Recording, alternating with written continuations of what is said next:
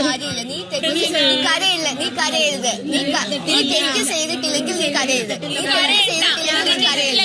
നീ തെറ്റ് ചെയ്തിട്ടില്ലെങ്കിൽ കരയരുത്. നീ തെറ്റ് ചെയ്തിട്ടില്ലെങ്കിൽ കരയരുത്. ഗെയിം അല്ലേ, അപ്പൊ കരഞ്ഞാ പിന്നെ എന്താണ്?